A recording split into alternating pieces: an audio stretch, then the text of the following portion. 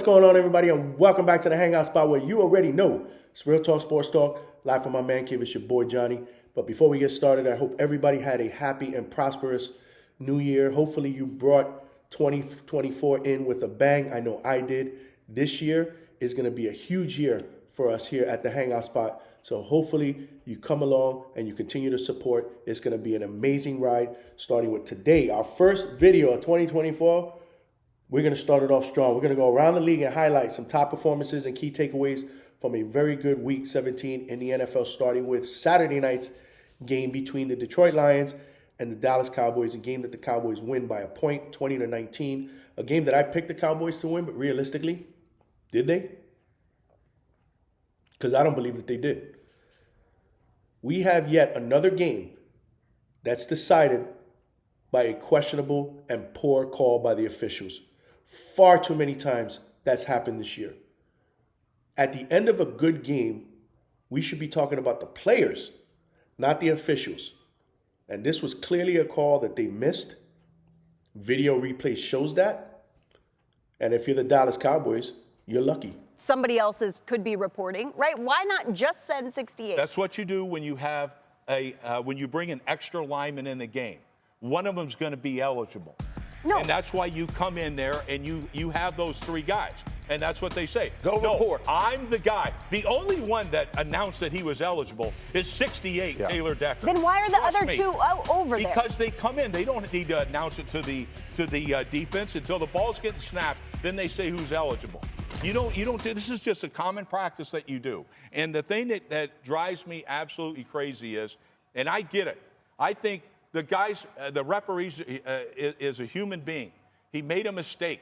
All right, you're seeing a 6'9" guy. Right in front all right, He's a right big tackle, a 6'9" guy is right in front of you. All right, but you didn't notice his jersey number. The video doesn't lie. Jared Goff drives the team down the field. They're down by a touchdown. They score a touchdown. They're down by a point. Instead of kicking the extra point and tying it and potentially going into overtime, Dan Campbell, in typical Dan Campbell fashion, if he's not the most aggressive head coach in the league, he's definitely second. You knew if they scored that touchdown, they were going to go for the 2-point conversion to try to win the game, and that's exactly what they did. And realistically, they did do that. They executed a great play call to set up a pass play for an offensive lineman who caught the football, got the touchdown in the 2-point conversion, and then there was a flag thrown and it was called back for illegal touching because apparently he didn't report as an eligible receiver, which I thought was absolute bullshit. Because if you look at the video, it's clear. It's clear. He gets to the huddle. Goff actually directs him to the official so that he can report. Video shows that he goes to the officials to report. Seems like it was acknowledged. So I'm not sure what the heck happened there. I'm really not sure. Anyway, that play was obviously negated. Took the Lions back 5 yards. They retried the 2-point conversion. And then they failed. So they end up losing the game by a point. They're still in the playoffs. They're still 11-5, but they had an opportunity to possibly get that first seed in the NFC. So, I mean, this is just crazy. I'm not sure what's going on with the officiating this year. I mean, but it's been horrendous. There was actually a media post that I saw that now potentially this crew that blew that call aren't going to be allowed to call playoff games. But I'll tell you one thing, they aren't the only ones that are piss poor this year. There are a lot of officials that are going to be officiating playoff games that have been terrible all season. Be interesting to see how that plays out, man, because again, we got to be talking about the players on the field deciding the outcome of a game, not the officials. Either way, if you're a Cowboy fan, you got away with one. You'll take the win. Now you're 11-5. And technically you're in first place in the NFC East because the Eagles lose this weekend. That's right, the Eagles lose to the Arizona Cardinals 35-31. Huge upset. That drops the Eagles out of first place back into the playoff, into the wild card, 6 wild card spot. They have secured a playoff spot. But, if you're an Eagle fan, you want to win that division and get a home game. And forget about the Eagle team of last year that made it to the Super Bowl. Because at this point, you got to think this is who the Eagles are. And you better hope that they play a lot more better once the real games start in a couple weeks. Jalen Hurts played well yesterday. He threw for 3 touchdowns, but so did Kyler Murray. Great throws by Murray, especially late in that game, late in that fourth quarter to set him up. Near the goal line, James Conner, the running back, actually ran the ball in, gave the Cardinals the lead with, I believe, about 35 seconds, but the Eagles had no timeouts. They actually did get to midfield, and they tried a Hail Mary, but that was picked off. The Eagles got to win next week if they want to try to win that division. Their loss actually gave the Niners the top seed in the NFC. So now the Niners are going to have that first round bye, and they're going to have home field throughout the playoffs. They beat the Commanders 27-10 in a game where Brock Purdy broke the 49er team record for most passing yards in a regular season, which was super impressive. This kid is a 5th-round draft pick, having an MVP season. Breaking this type of passing record on a franchise that has had arguably 2 of the best quarterbacks ever played, Joe Montana and Steve Young. I mean, I know this is a different league than when those guys quarterbacked. It's a lot more pass-happy and offensively driven, but either way, I mean, you got to give this kid credit. Look at his numbers. I mean, he's almost 70% completion percentage on the season, 4,280 yards passing, 31 touchdowns against just 11 picks. That's MVP candidacy right there, if you ask me. But if you want to talk about MVPs, you can't talk about MVPs without talking Lamar Jackson. Because man, oh man, he probably secured the MVP with this performance this weekend. I thought this game was going to be interesting because I wanted to see how Miami's high-flying octane offense was going to do against the stingiest defense in the NFL, the Ravens defense. But boy, did the Ravens defense come through with flying colors. But the offense wasn't too shabby either. They don't beat the Dolphins. They demolish. They embarrass the Dolphins. 56-19. Lamar Jackson had 321 yards passing, 5 touchdowns, no picks. And like I said, he might have wrapped up the MVP right there. He's the quarterback of the best team right now statistically in football at 13-3. They have the best record. One of the best offenses, probably the best defense. They're going to be a huge problem in the playoff. They're the first seed. They've already clinched that first round bye. They have home field throughout. They're going to be hard. They're going to be hard to beat. The season ended. That'd be my pick for a team that's going to win the Super Bowl. And Miami, that loss drops them to 11-5. And now they have to play and beat the Buffalo Bills next week if they want to win the AFC East and host a playoff game. So that's going to be very, very interesting. Huge game next week. Buffalo, by virtue of their victory, the one that they squeaked out, they got lucky in this one. It was ugly. But hey, at the end of the day, if you're a Bills fan, a win is a win. They beat the Patriots 27-21. Kind of knew Bill Belichick was going to keep this game close. I know the spread was a little high. But Josh Allen, I mean, it's kind of concerning that he just wasn't good this week.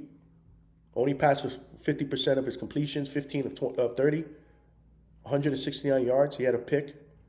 He did run in for 2 touchdowns. So again, that's the good thing about Josh Allen.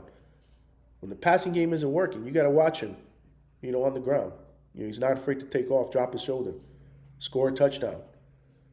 He has 42 total touchdowns for the year. Not shabby. He's having a great season. But again, this offense, the last couple of weeks, they've sputtered a bit. So you got to be a little bit concerned. They got to get it right. They're playing for the division next week. They got to show up because Miami's going to be chomping at the bit. Not only did they get destroyed this weekend, but let's not forget, Buffalo spanked them early in the season as well. So that's going to play, a part in their mentality. And they want to win this division. But kudos to Buffalo. They pulled it out, and now they're in a position to possibly get that AFC East. So it's going to be interesting to see how that plays out. I'm expecting that game to probably be flexed into the Sunday night game, but we'll see what happens. There's a lot of good games on the docket. Jaguars, they're barely holding on to first place in the AFC South. They win 26-0 over the Carolina Panthers, who, by the way, secured the first overall pick in this year's draft, but that belongs to the Bears. So the Bears now are going to be picking first. More than likely, they're going to take a quarterback. Be the end of Justin Fields. He's finishing the season strong. Had a good game in perhaps his final game at Soldier Field. Rumors are he's going to be gone. More than likely, they're tying him to the Jets. So it's going to be really interesting to see how that plays out. But either way, I mean, the Jaguars, they're holding on to first place, but they're going to need to win next week. Because the two teams that are right there with them, tied, the Colts and the Texans, they both won this week. Colts beat the Raiders 23-20, close game. They overcame a great game by Devontae Adams, 126 yards, 2 touchdowns. And the Texans, they destroyed the Titans 26-3 in a game where C.J. Stroud is back. So it's good to see that young man back. He had 213 yards passing and a touchdown. And it happens to be that both those teams, the Colts and the Texans, are playing each other next week. So that's going to be a huge game. Winner will probably get knocked out. Winner has an opportunity not just for a wild card, but the AFC South if the Jaguars lose. No. I mean, even though they won this week with a backup, more than likely Trevor Lawrence will be back, I'm assuming, next week. And they play the Titans. So on paper, you got to think that they're a lock to win that division, but you just never know. Like I said, they've been very, very inconsistent. Right now, if the season ended, the Colts have the final 7th wildcard spot.